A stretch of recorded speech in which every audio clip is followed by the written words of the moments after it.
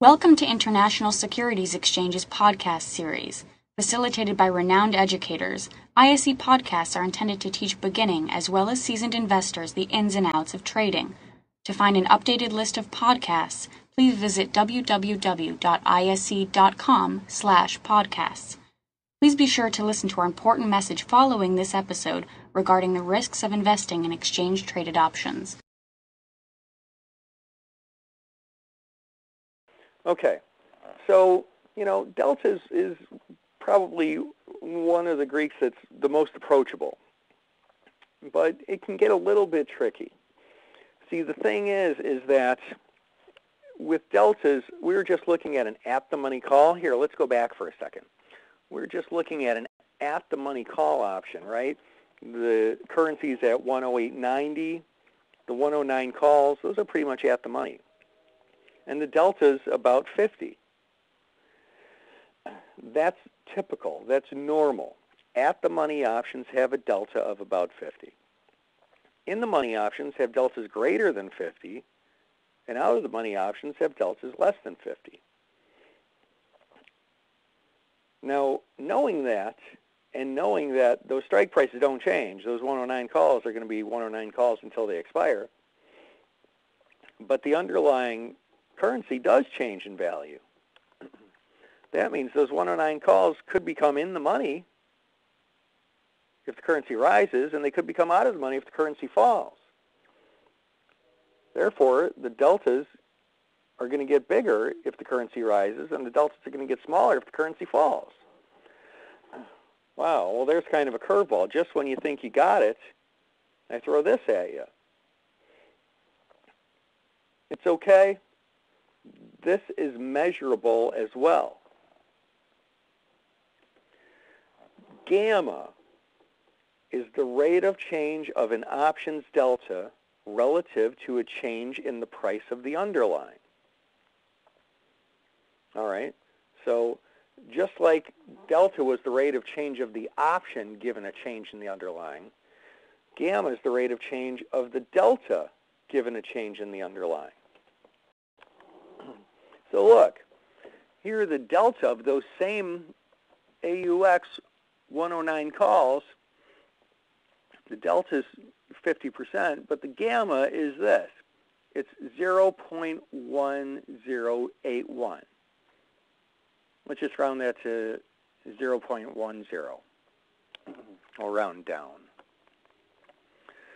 What that is that's 10. That's 10 deltas. So if AUX rises from 108.90 to 109.90, our delta is going to increase by the amount of the gamma. Our new delta is going to be 49.70 plus 10.81. I'm moving the decimal point here. So we're going to go from a 50 delta to a 60 delta. Now, gamma seems kind of unimportant, and of the four Greeks we're talking about today, for most people it probably is the least important, but here's the important thing you need to know about gamma. You need to know that when you buy options, you get positive gamma. And when you sell options, you get negative gamma. Now, let me explain what that means. Think about if we bought a call here, okay? We know if we buy a call, we get positive gamma. We know if AUX rises 1 full point, the option rises by 50 cents. But it actually rises a little bit more than that, because our delta doesn't stay 50 the whole trip up. By the time we're up a point, it's 60. So we actually make a little bit more than we think we're going to make, because our delta rises. And if this currency rises another point, our delta gets even bigger, and it grows and grows and grows all the way up to 1.00 or 100. So now that's beneficial if I own that option, right? Now what if we buy the call and the currency falls? Well, a point lower at 107.90, our delta is not 50 anymore, it's 40. It's 10 deltas less. So we're actually losing a little less than we think we're going to lose. That's beneficial too.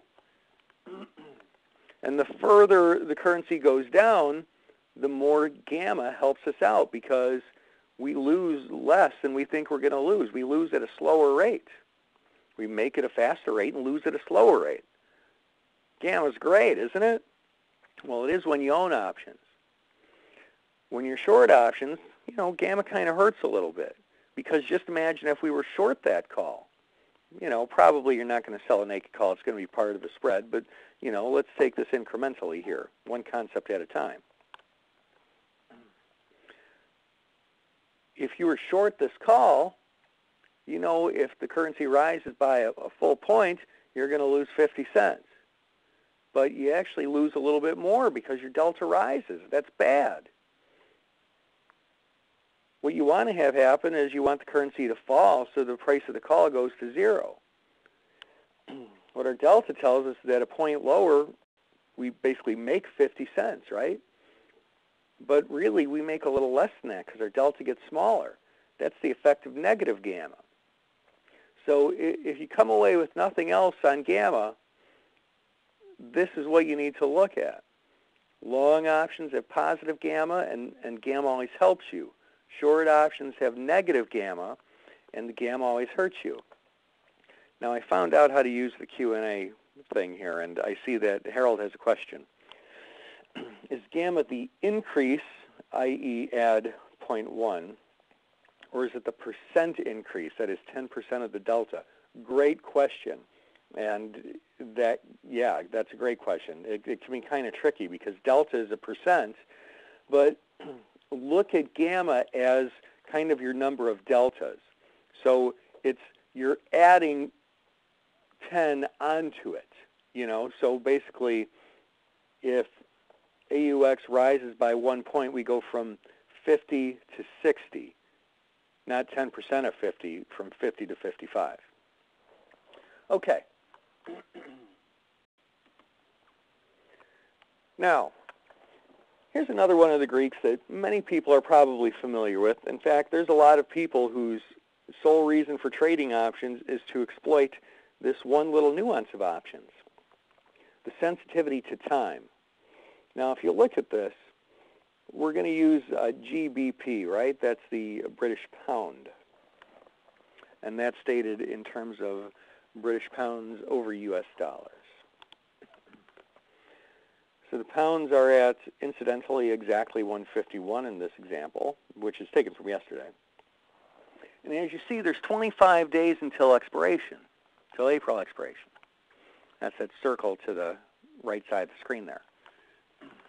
And the pound, the 151 calls for these April pounds are 180 bid at 187. Now, for those of you who never really thought about the effect of time, if you're going to own a call, okay, say somebody gives you a call for a Christmas present. It's the right to buy the pounds at 151, right? Would you rather own that right for 25 days until April expiration? Or would you rather own that right for, like, you know, a year, next March's expiration? Well, clearly, all things held constant, you're being given the call. You'd much rather have that right for a longer period of time because it has a better chance of being worth something. Now, nobody's giving you a call for Christmas. You got to go out there and buy it if you want it. Thank you for listening to our podcast. To find more podcasts on options, stocks, alternative markets, and market data, please visit www.ise.com/podcasts.